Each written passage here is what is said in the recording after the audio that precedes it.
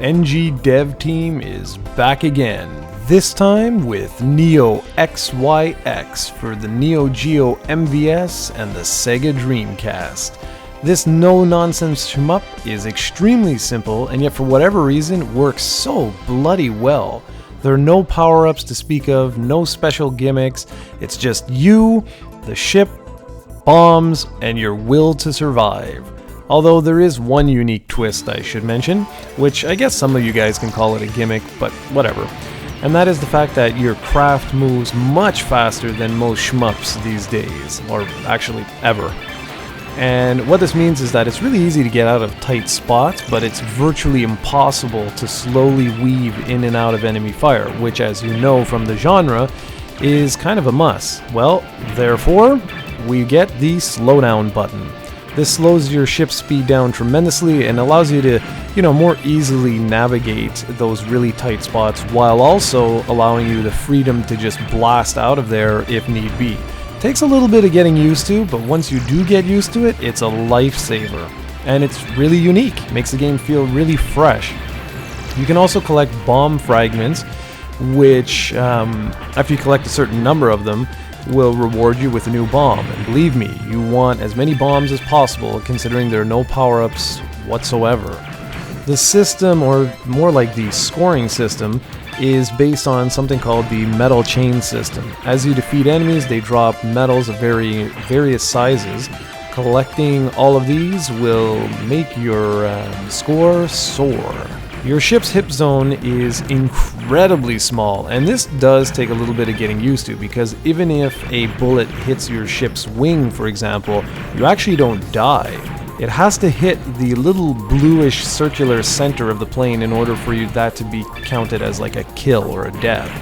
Now, that does give you a little bit of breathing room, but it by no means makes the game easy. And speaking of challenging, this game is extremely, extremely difficult.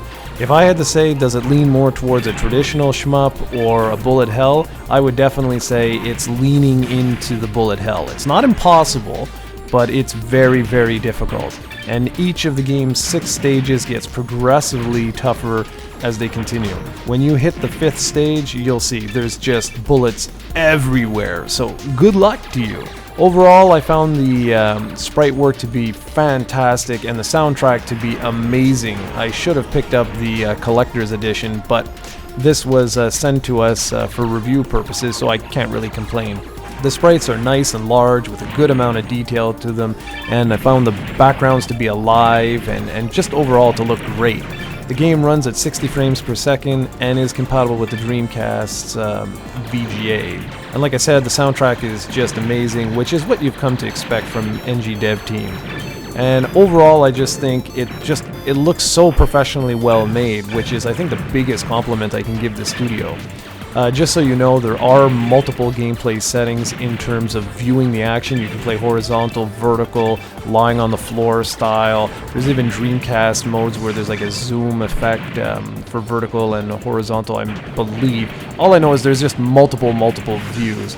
So that allows you the freedom to play it as you wish, which is just great.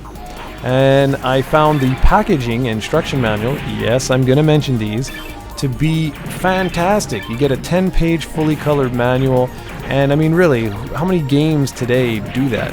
None of them. So about the only bad thing I can say with the game is the fact that there's some occasional sprite tearing. You'll see sometimes that the ship will disappear if there's just too much fire happening, or occasionally I'll release a bomb and you'll notice that it doesn't sort of show exactly as it should. And that's pretty much Neo XYX in a nutshell. The MVS release has been sold out for a while now, so unless NG Dev Team releases a reprint run, you're pretty much stuck going to have to go to eBay and pay exaggeratedly high prices. Good news is the Dreamcast version is still available through the developer's website, and the asking price is 34 euros for the regular edition and 49 euros for the collector's edition, which includes the game's awesome soundtrack. For all of you guys who are old school arcade or shmup fans, this is really one you guys should check out. It's a surprisingly rich and deep experience. Go check it out. And you know what else you should check out? The full written review on projectcoe.com.